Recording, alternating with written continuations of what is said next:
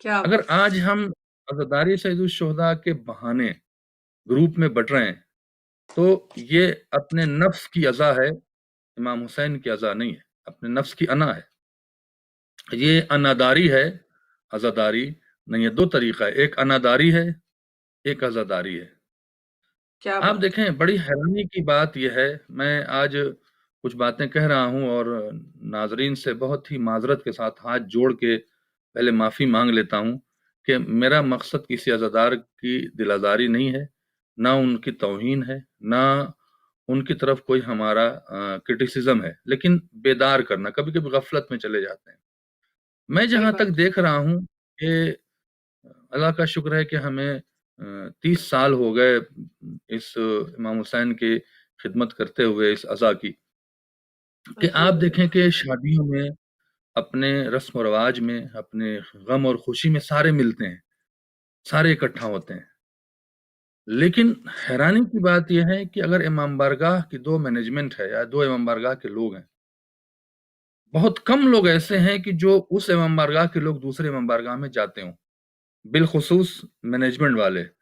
اور یہ بڑی حیرانی کی بات ہے کہ آپ آپس میں اتحاد نہیں کرتے، آپ آپس میں گروپ میں بٹے ہوئے ہیں، یہ اس محلے کا ہے، وہ اس محلے کا ہے، وہ اس ادارے کا ہے، وہ اس ادارے کا ہے۔ یہ عزاداری نہیں ہے، یہ اناداری صحیح۔ ہے۔ کیا عزاداری بات۔ سید الشہداء بکھرے ہوئے شیعوں کو اکٹھا کرنا ہے، اکٹھا کیے ہوئے شیعوں کو گروپوں میں بانٹنا نہیں ہے۔ اور ہر جگہ پر آپ دیکھیں کہ ہر طریقے سے جو آج کے ہمارے مراجع کرام ہیں، جو علماء کرام ہیں، ان کی نصیحتیں، ان کی تقریریں دیکھیں آپ محرم سے پہلے، جس چیز پہ زور دیا گیا ہے وہ یہ ہے کہ عزاداری میں تقدس قائم رہنا بہت ضروری ہے۔ تقدس اگر نہیں ہے تو پھر آپ عبادت نہیں کر رہے ہیں، آپ ایک ایسا کام کر رہے ہیں کہ ایک فارمیلٹی ہے، آپ اٹھے۔ اور جو سب سے بڑی بات یہ ہے کہ چوتھے امام جب بلاتے تھے تو بعض وقت، خاص کر 8ویں امام کے دور میں ہم نے دیکھا ہے کہ ایک وقت ایسا آیا کہ لوگ نہیں آئے مجلسوں میں، کسی وجہ سے بارش ہو گئی، امام نے کہا تھا کہ تم آؤ چاہے نہ آؤ، میں تو ان کا وارث ہوں، میں تو فرش ازا بچھاؤں گا، سبحان لیکن اللہ۔ اگر تمہیں فرش ازا پر بیٹھنے کی عظمت اور کون لوگ یہاں پر آتے ہیں اگر تمہارے سامنے سے حجاب ہٹا دیں تو تم فرش ازا پہ جگہ لینے کے لیے ایک دوسرے کو قتل کر دو گے، کیا یعنی بات ہے، کیا اتنی بات ہے۔ قیمت ہے۔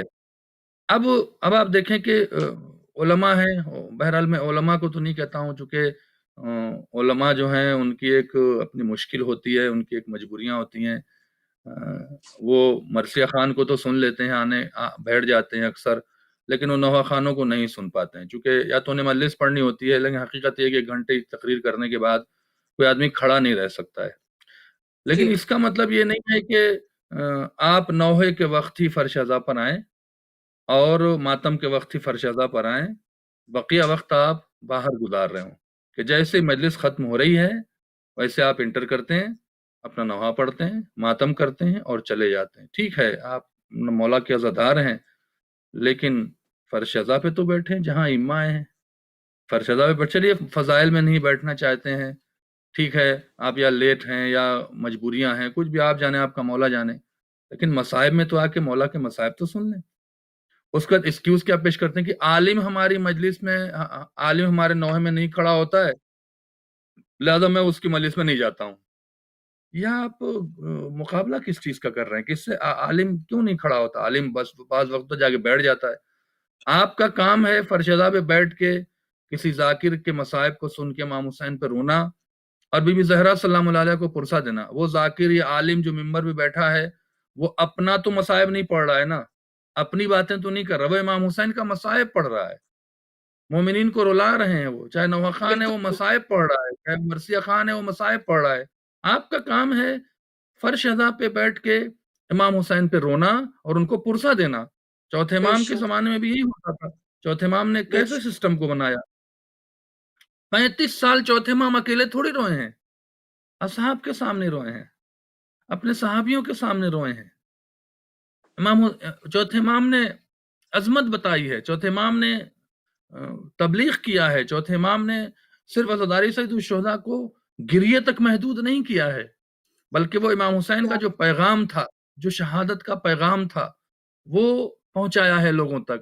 جو آج یہ عزاداری ہمارے سامنے ہے، جو مصیبتیں ہمارے سامنے، جو مصائب ہم پڑھ لیتے ہیں، یہ چوتھے امام کی ہی دین ہے، چونکہ یزید نے جس طرح کا کارنامہ کیا تھا اور جس طرح کی حرکتیں کی تھیں اور جس طرح سے اس کے بعد کے لوگوں نے کیا تھا، اگر چوتھے امام نہ ہوتے اور اس کے بعد پانچویں امام، چھٹے امام کا دور آیا، جہاں پھر ساتویں امام کے دور میں تھوڑا سی پابندی لگی، پھر آٹھویں امام کے دور میں عزاداری سید الشہداء میں تبرک بھی آیا، عزاداری سید الشہداء میں نظر و نیاز بھی آیا، عزاداری سید الشہداء میں اور جو چیزیں ایڈ ہوئی ہیں وہ آٹھویں امام کے دور سے ہوئی ہیں۔